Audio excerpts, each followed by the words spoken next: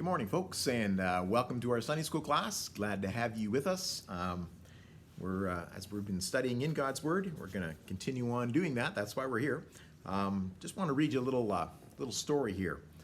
A number of years ago, the Douglas Aircraft Company was competing with Boeing to sell Eastern Airlines its first big jets. War hero Eddie Rickenbacker, the head of Eastern Airlines, reportedly told Donald Douglas that the specifications and claims made by Douglas's company for the DC-8 were close to Boeing's on everything except noise suppression. Rickenbacker then gave Douglas one last chance to outpromise Boeing on this feature. After consulting with his engineers, Douglas reported that he didn't feel he could make that promise. Rickenbacker replied, "I know you can't. I just wanted to see if you were still honest." You know, I read another interesting quote on character, and I'm going to share that with you too. It says, "Character may be manifested in the great moments, but it is made in the small ones." Character. What are we really like? What are we like when nobody else is around? That's what our character is. You know, what do we like late at night? What do we like, you know, when we are left to our own thoughts? You know, there's a passage in the Bible that we're going to look at today about a man sitting under a tree. All right, and this man was under the tree, and he was reading, possibly he was meditating, but he was all by himself. What kind of man was he? What kind of man really was he? You know, it's not what others thought. It's not what others could see, but who was he really down deep inside?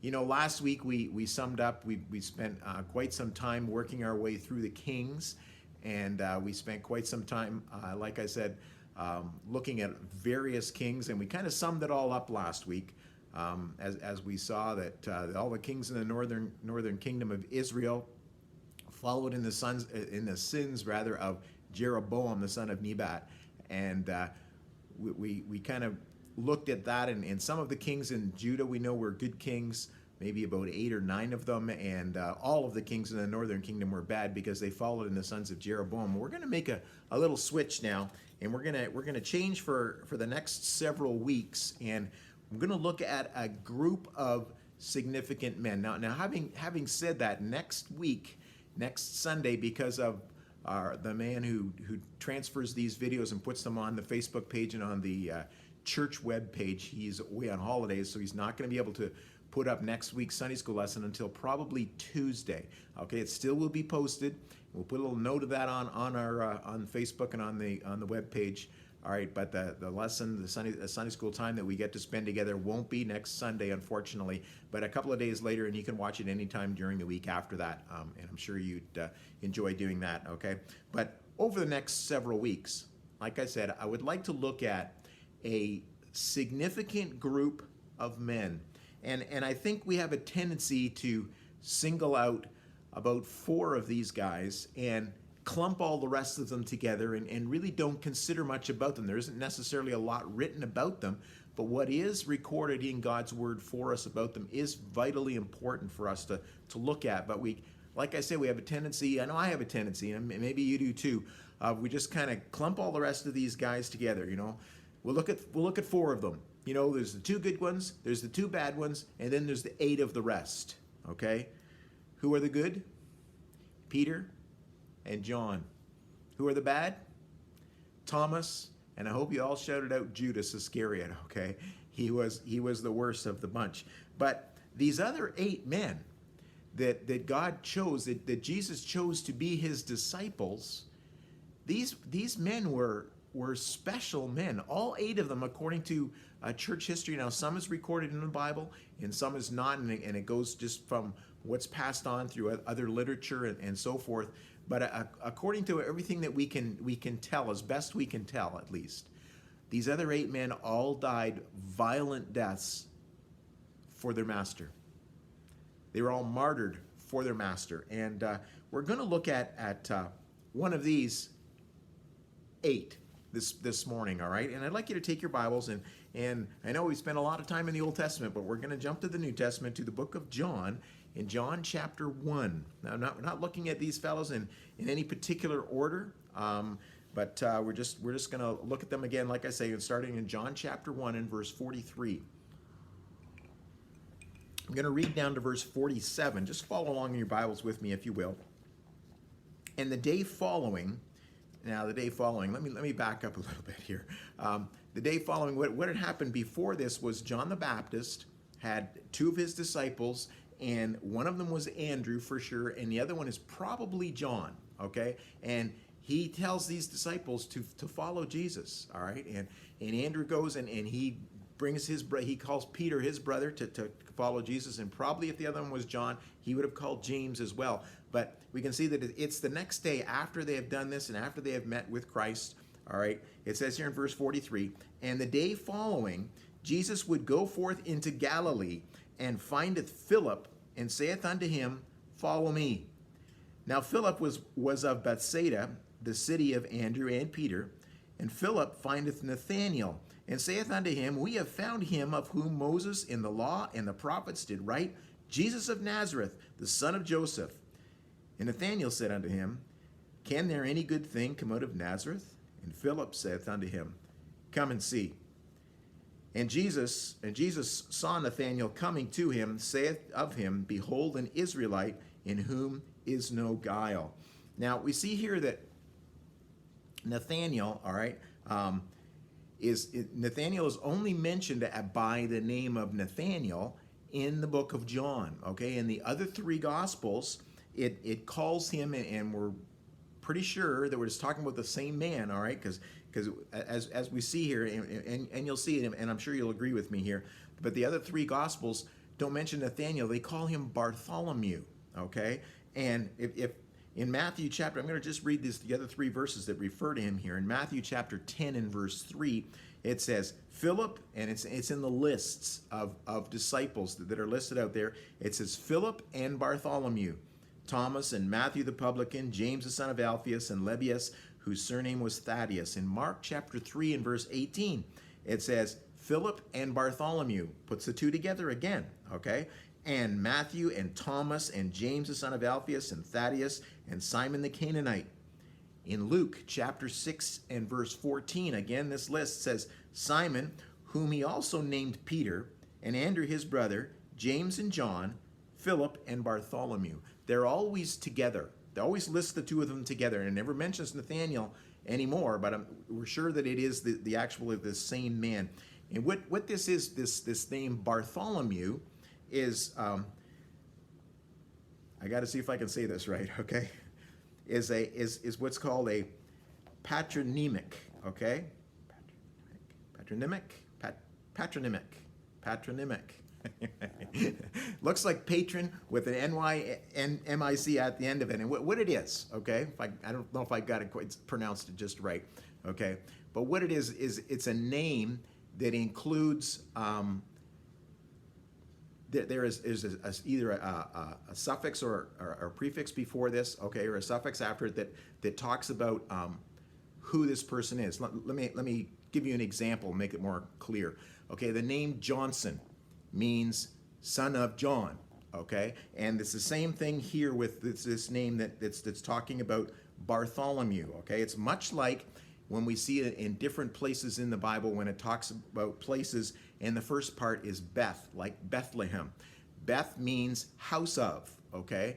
And so Bethlehem is house of bread, and then there's Bethsaida, and there's, Beth Shemesh, and all these other places, and it means house of. Well, the same happens here when it talks when there is a bar in front, or sometimes a ben that's included, and it means son of, okay? We can see this here when it talks about Peter. Now, Peter is noted by several different names, okay? In John, and here in this first chapter of John in verse 42, and it says, And he brought him to Jesus, and when Jesus beheld him, he said, Thou art Simon, the son of Jonah, thou shalt be called Cephas, which by interpretation, a stone, okay? So it says Simon is the son of Jonah. Now, if we look in Matthew chapter 16 and verse 17, it says, And Jesus answered and said unto him, Blessed art thou, Simon Bar-Jonah.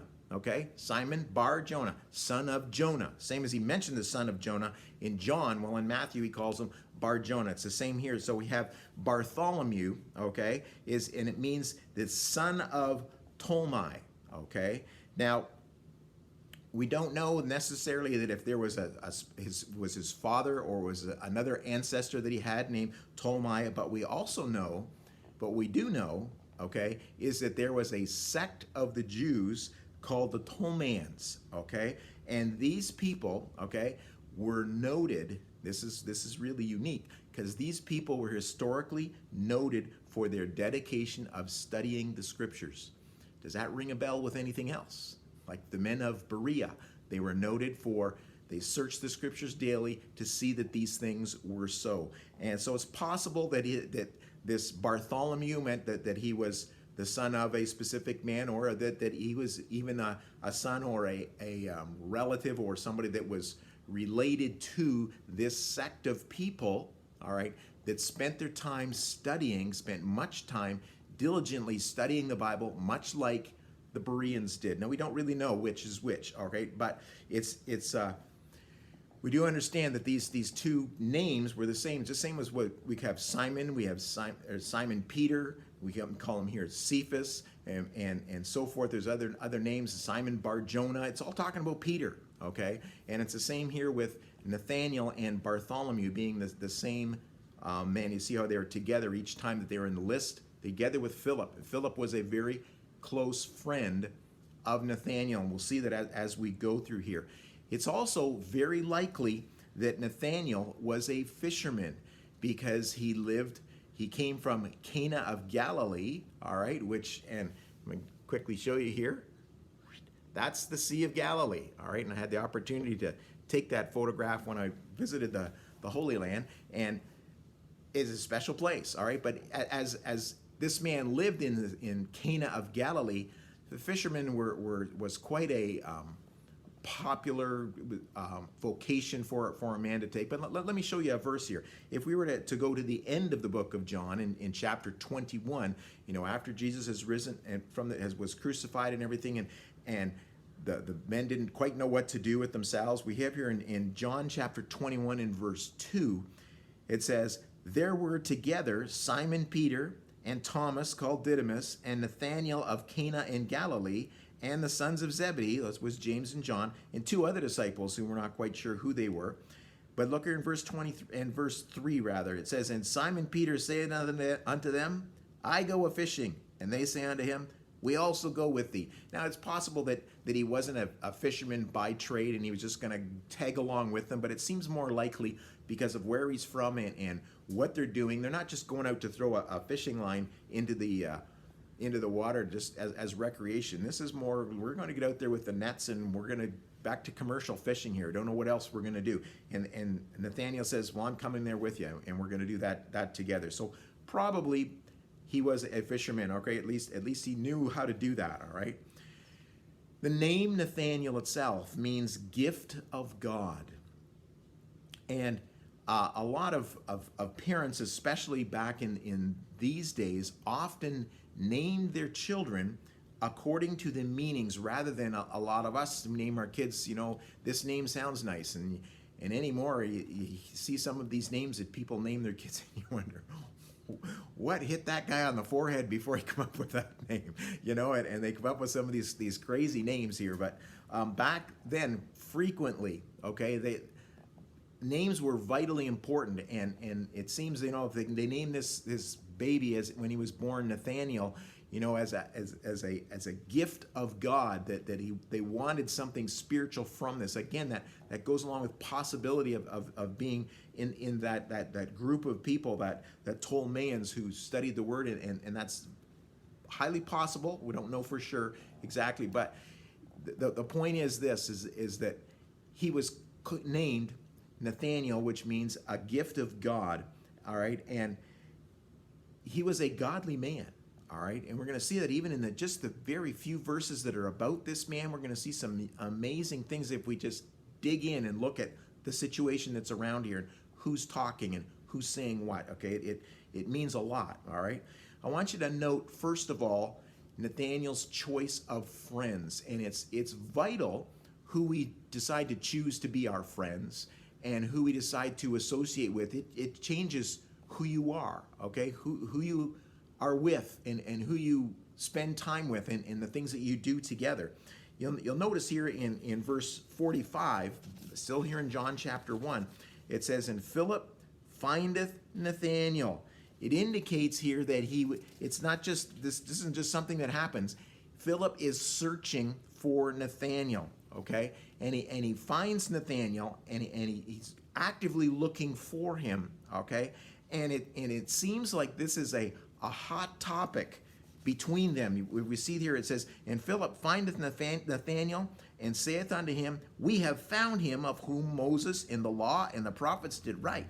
And he's excited. He finds Nathanael. He's sitting under this tree, this fig tree, and he finds Nathanael, and he says, "We have found him. We have found the one." Now, this searching, this is a hot topic between them, because they would have witnessed it's not just like us saying, the Lord's coming back soon, and we know he's coming back soon, okay?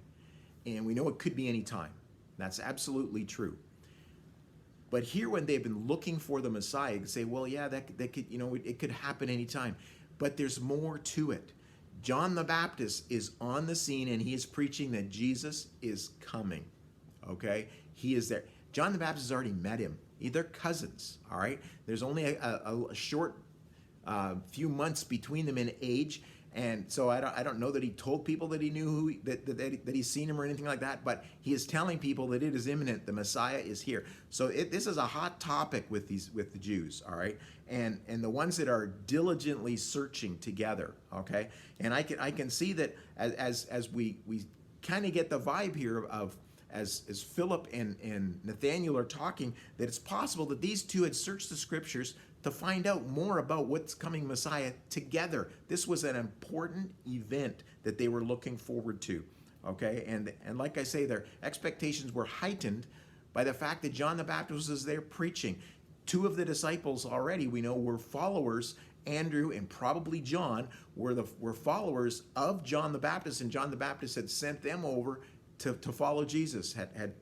This is the man. This is the Lamb of God. This is the one you need to follow, all right?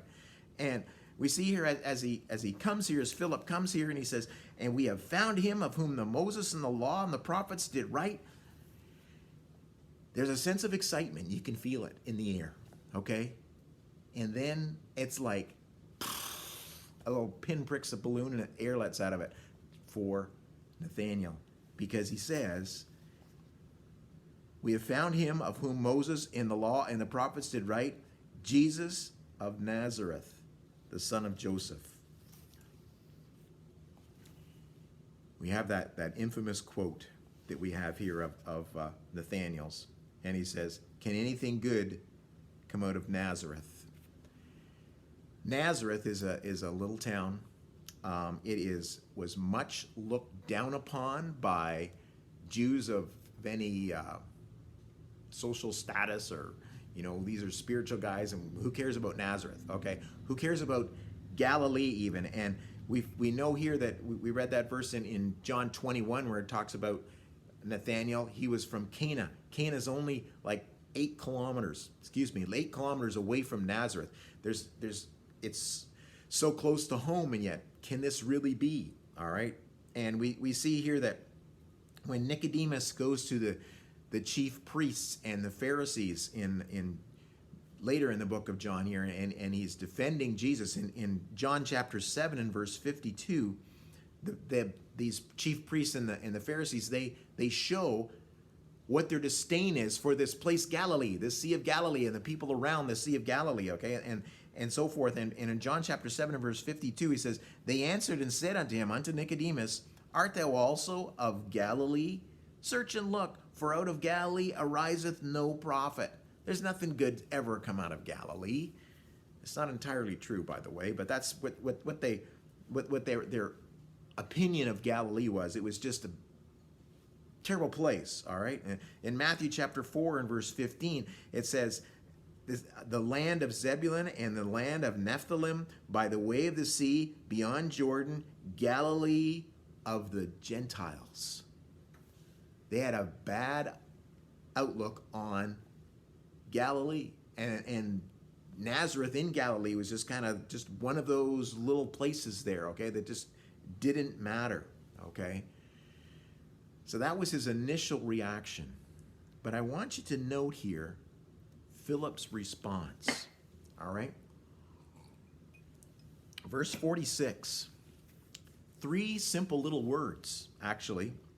And it says, And Nathan said unto him, Can there any good thing come out of Nazareth? And Philip saith unto him, Come and see. Just come and see. You know, what else can we do to introduce someone to Christ? Can we convince them? Do we have the power to convict them? No, we don't. In reality, all we can do and all we should try to do is to show them to Christ and let the Spirit work in their hearts. We can't work in someone's heart, and we can't try to prove things necessarily through, great logical arguments. We have to take them to Christ and show them who he is, all right? And let them meet him and let him work on their hearts. We can't do the Spirit's job of convicting, and we shouldn't try to. If we're just getting in God's way when we try to do some of those things, all right? And it's important that God does the work. No man cometh unto me except the Father draw him. And it's God doing the work. We have to introduce him, and we have to, that's what Philip was doing here with Nathanael. Come and see. Just come and see. All right? Nathanael didn't wait around. He came with Philip. And he came to see Jesus. And I want you to see Jesus' response here to Nathanael. Look at in verse number 47. And Jesus saw Nathanael coming to him, and saith of him, Behold, an Israelite in whom is no guile. What's guile? Guile is its subtleness, its crookedness, it's the very essence of who Jacob was back in the Old Testament, back in Genesis chapter 28. We have Jacob, and before that, remember when Jacob tricked his brother into giving him his birthright for that bowl of stew, and he was hungry, and then it was even worse is when he did to his father Isaac, and he says, well, the voice is the voice of Jacob's, but who is this? And come near, and he comes near to him, and he's got goat's hair on his neck and on the backs of his hands, and he's got Esau's clothes on so that he smells like his brother, and Isaac's there, and he says, well, the voice is the voice of Jacob's, but the smell is the smell of Esau, and he says that he's Esau, and he's sneaky. All right, we find that Jacob was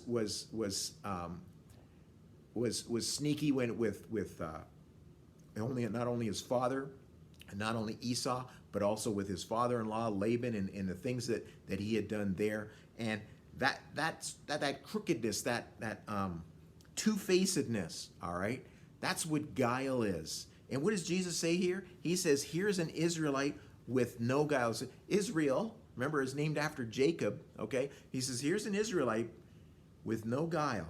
Now, Jesus is not being sarcastic, okay? That's not what he's not being sarcastic. He's telling this who this man is, okay?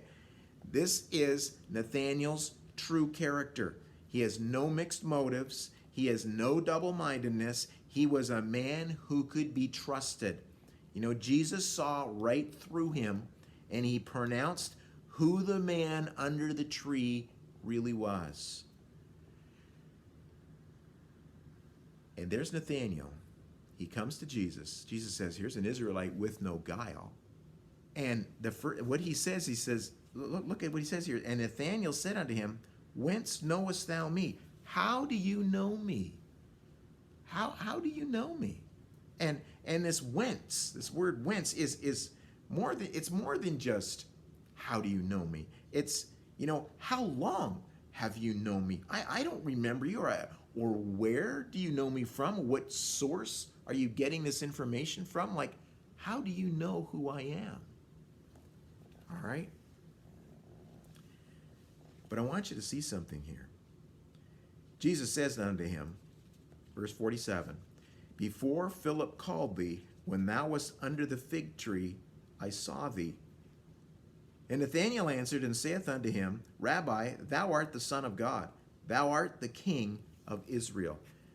Now I want you to understand here, okay, this response he isn't saying this to try to, because he thinks this is what Jesus wants to hear. That's not who Nathanael is. Here's an Israelite with no guile. He's not being two-faced, all right? He comes to this confession of who Jesus is. He says, let me get to it there. He says, Rabbi, thou art the Son of God. Thou art the King of Israel. It took Peter 3 years. It took Peter 3 years to come to this profession of who Jesus was. It took Nathanael just a couple of moments, all right, in Jesus' presence. Jesus could see who he was. He pronounced who he was. And just because he understood where he was and under that fig tree, and Jesus says unto him, verse 50, he says, Because I said unto thee, I saw thee under the fig tree, believest thou? Thou shalt see greater things than these. All right? Many believe, as I believe here, and you can take this and just mull it over in your mind and think of this, okay? But as the way the conversation goes here, speaking of the Israelite with no guile, and what Jesus is going to say in this next couple of verses, either Nathanael was meditating on or possibly reading the scriptures on this very passage in Genesis chapter 28. And Jesus knew that and could see through him. Now, whether or not he was actually reading that's up for you to decide, but I really believe that's why the way the conversation goes, the way that the conversation is going here, okay? And we see here in Genesis chapter 28, I want to read Genesis chapter 28, verse 12 for you, and then we'll look at the last two verses in this chapter. It says in Genesis chapter 28, verse 12, speaking of Jacob, remember when Jacob ran away, okay, and he made his bed, and he says he put stones for a pillow. I never forget that one.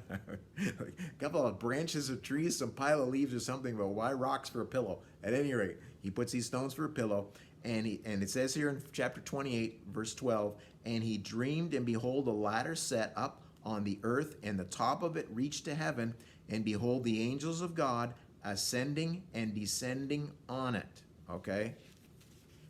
Here's what Jesus says. Continues the conversation after this. After he says, Thou shalt see greater things than these. Look at verse 51. And he saith unto him, Verily, verily, I say unto you, hereafter ye shall see heaven open, and the angels of God ascending and descending upon the Son of Man. I want to note a couple of things here as we look at these couple of verses here. It says, I had never really paid much attention to this, but it's not like the angels are coming down and going back up and coming down and going back up. That's not what it says. Not in this verse here, and it's almost a direct quote of Genesis chapter 28 and verse 12. It's not descending and ascending. It's ascending and descending. You know what that means? The angels are already here, and they're ascending to heaven and then coming back with another task that God has given them. All right? But they're already here. The ministering angels are already here. They're all around us. All right. Remember when we looked at Elijah and they come out in the morning and his servant was there and says, you know, what's going on here? And, you know, all these guys are around us. Elisha, sorry, and all of these soldiers are here. You know, we're doomed. And then he says, no. Well, God, let him see what's really there. And they could see all of this angelic host around in flaming horses and so forth. All right. This army was way outnumbered, okay, by the angels. And the angels are around us. All right. The angels are here and they're doing things. I don't know what they're doing. Okay. I don't talk to angels. All right. But I am saying this is that when it's talking about here and he says, you know, the angels are ascending and descending. They're already here ministering. Okay. But I want you to see something special here. And he says, and hereafter shall ye see heaven open, and the angels of God ascending and descending, where? Upon the Son of Man. You know the ladder, the only road that gets to heaven? It's through him, Jesus calls himself the Son of Man. It's through Jesus Christ. That's the only way we can get to heaven. Remember John chapter 14 and verse 6? Jesus saith unto them, I am the way, the truth, and the life. No man cometh unto the Father but by me. He is the only way. And that's what he's telling Nathanael right here in this neat little passage that we have as he chooses Nathanael or Bartholomew, same guy, as to be one of his disciples and to follow him. All right? But make no mistake about this one clear fact, okay? Whether you really think that he was thinking of that, that's what he was thinking while he was under the tree or not, that doesn't really matter. I do know one thing. Whatever he was thinking under the tree, God says there is a man of whom there is no guile, all right? And this is not a subtle man. This is not a sneaky man. This is a man who follows God. That's who he was, all right? Whatever he was thinking of under that tree, it was a good thing, okay? Maybe he was thinking about, he'd heard something from John the Baptist, but I really think that he was meditating on this one passage because of the way things go. But that's neither here nor there. But here I want you to see this, okay? Make no mistake about this one very, very clear thing. The Bible is all about Jesus. The Old Testament looks forward to Jesus. Matthew, Mark, Luke, and John look at Jesus' life while he's here. And then from Acts on looks back to what Jesus' life was and how it affects us, okay? Creation, everything around us, is all about Jesus. We can look to that creation and we can see, we're not talking pantheism here, but we can see what God has done and what provisions he has made for us and the beauty that's there, but it all points to Jesus. He tells us that, if there's no other record, you look at what he has made, and that should point you to him, okay? The Bible's all about Jesus. Creation's all about Jesus. Our lives should be all about Jesus, okay? When we are sitting under that proverbial fig tree, where are your thoughts? Where are your thoughts? Jesus knew Nathanael's thoughts. Jesus knows our thoughts. We can hide them from other people, but we can't hide them from God. We can't hide them from Jesus. And everything that is around us needs to be about Jesus. We lose sight of that. We lose sight of Christ and put our eyes on things around us, and we ought not to do that. And God made it clear to Jesus made it clear to these men as they were coming and they were following him. And there was others that came, and he says, the foxes have their holes and the birds have the nests. The Son of Man hath nowhere to lay his head. Are you sure you want to follow me? All right. But he had these 12 men. We'll get to Judas Iscariot down the road. But 11 of these men, the only one that we're sure of, or pretty sure of, that did not die a violent death is John. The rest all seem to have died violent, vile deaths. History says, that Nathanael ended up dying a vile death for God too. Some history says that he died, he was crucified upside down like Peter was. Whether that's true or not, I don't know. And others say that he was actually skinned alive and then beheaded, all right, for the cause of Christ. But these men, okay, recognize something. And Jesus is telling them here, he says, you know what? I say unto you, hereafter shall ye see heaven open and the angels of God ascending and descending upon the Son of Man. It all comes down to Jesus Christ. Where is he in your life? How important is he in your life? Is he just a side note? Every Sunday or every couple of Sundays or whatever, I'll give him an hour? Or is he everything? He needs to be everything. That whole Bible, 1,600 years roughly in compiling it together. Different authors that God had, 40 different men in 1,600 years, 39 books in the Old Testament, 27 in the New Testament, inspired by him to point us to Jesus. That's what it's all about. It's all about Christ. He knows your thoughts. If you're under that tree, like Nathanael was, what does Jesus see? What does Jesus see in you?